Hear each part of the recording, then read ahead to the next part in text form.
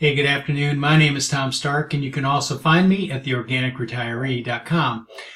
I've been thinking about a couple of things recently, and I wanted to share them. And it has to do with this change, this transition that we're about to go through. You know, we're into late October now, and it's soon going to be November.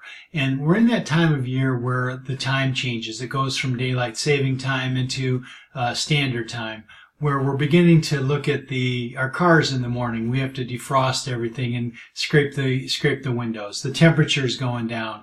Well, sometimes we can get into a fog, and sometimes the transitions will propel us forward. But for a lot of us, we'll get into that fog, where we're just, our time is disrupted, our schedules are disrupted. Everything just seems a little off from the routines that we had during the summer, during the earlier times of year. We're also getting into that time of the holidays. And so I just had this idea today.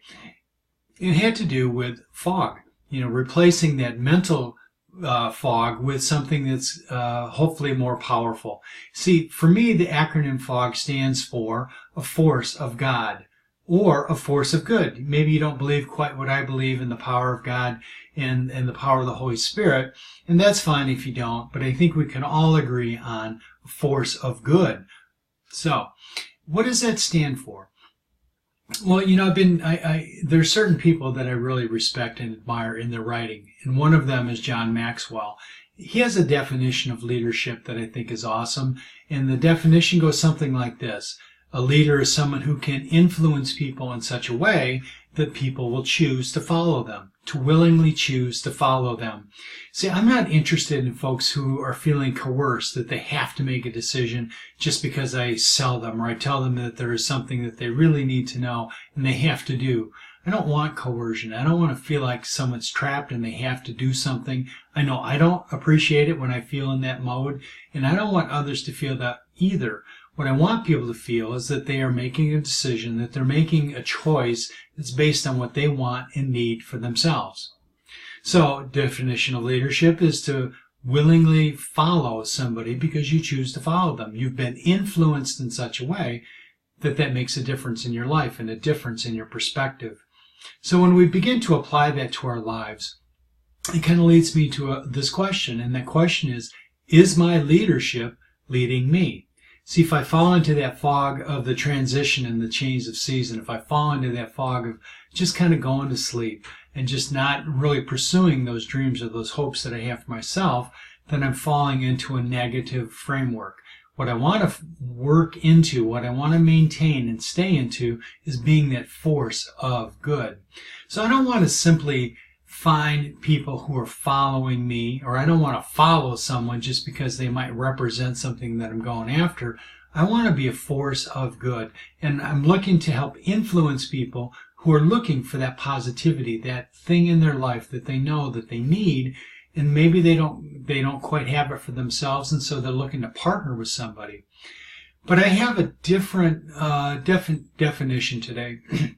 And one that I think is more powerful than just being influencing people to follow. See, I'm not really interested in followers. What I'm also interested in is attracting those people who are inspired to lead. So if our influence, if our leadership style is such, and we're following our own best practice, we're following our own leadership style, and we're moving into that place, aren't we also going to be influencing leaders, those people around us who are going to be moving into that same place, into that same space? So it's important, leadership isn't simply finding followers. Leadership is also attracting those people to us who want to be leaders, who are already leaders, and they're moving into that place with us. As I've been thinking about this, that force of good is going to kind of expand exponentially. It's going to grow just because we're influencing people in such a way that they want to do something positive, do something constructive in their life. We're looking for leaders. We're helping to develop and grow leaders, because what will happen when we influence people in that way is that massive results, massive change, massive things will come from it that are only going to be to the good. And if I'm going to represent something, I want it to represent something whole, positive, organic, something that is out there that people really want to latch onto, they want to connect with. it leads me into something kind of related, but a little different at the same time. A lot of people talk about the power of positive thinking, right? And so we always want to be in that mental framework where we are positive about what we're doing and what we're promoting. But power or positive thinking can only take us so far. So if you think in terms of a prospect, or think it serves as someone who you're trying to connect with and meet and maybe influence in some way, a positive thinker is always going to have a good attitude, right? But at the same time, a positive thinker is only going to be really thinking about that person that's right in front of them. When we're thinking about leaders and attracting leaders, we're also thinking not so much about that person who's directly in front of us, but we're also looking for powerful thinking. It's not just positive thinking, it's powerful thinking. And as we apply that to our day, as we apply that to those principles in building relationships with other people, we're doing something that's also fundamentally very true. We're building that sense of powerful thinking into our lives. Other people will see and recognize that. And as we develop that powerful thinking, as we exude it, not just develop it, but live it and exude it, powerful thinkers are going to come to us. Powerful leaders are going to begin to come to us. That will lead to create the platform for those massive results that I know are coming. But just beyond that, in terms of thinking, isn't just positive and powerful. It's also what I'm going to call prophetic thinking. Prophetic thinking is looking beyond the mountain. It's calling it out what it is. It's having that plan to achieve what you want to achieve and being able to move into that place and keep that in front of you, not being distracted by obstacles, not being distracted by problems, not being distracted by those things that put us into that negative funk, that negative fog, but to keep us in the forefront, to keep what our vision, our dreams, our hopes, our goals are, and to keep them alive at all times. And we live in that space. So positive thinking is awesome. Powerful thinking is awesome. But prophetic thinking is even bigger. And when we look to that, when we keep that vision in front of us. So if you think about someone that you're talking to, you're not talking just to that person, and you're not talking just to that immediate group of people who are behind them, who they're connected with in their network. You're also talking to those other networks that are out there, whether it's the people immediately behind them or vendors who they might know or friends or family. But somewhere down the line, you're going to find there's other people beyond those other people that we're talking to. I mean, just think about it for a second.